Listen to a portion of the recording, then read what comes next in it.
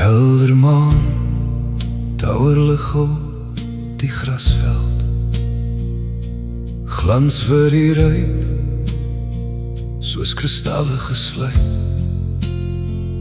In die eerste son voel die strale maar flauw, in die verte kronkelpad en die rande nog grauw. Hoor jy my kind, die loei van die wind, dis sag en het blik, en is bitterlik koud. Hoor jy my kind, die loei van die wind, dis sag en het blik, en is bitterlik koud.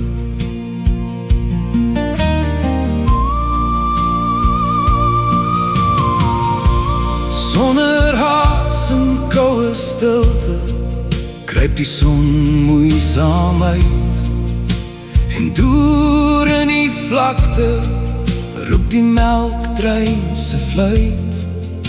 Dit talm oor die rande en bring ander klanke, klik klak op die spore, die suis van stoomkore.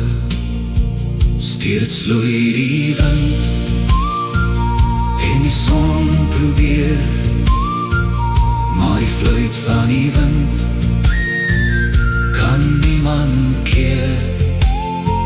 Steeds loei die wind en die son probeer, maar die fluit van die wind kan niemand keer.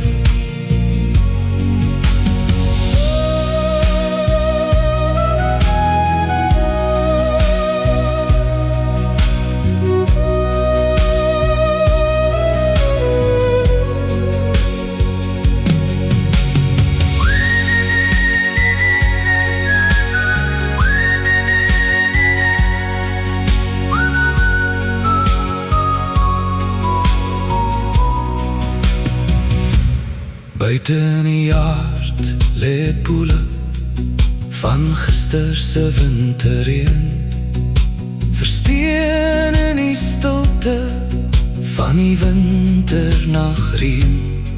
Dit lyk mooi in die nag, maar is koud in die dag.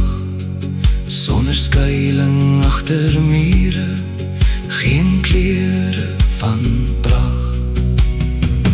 Wat sal ons vind in die veld daar ginter?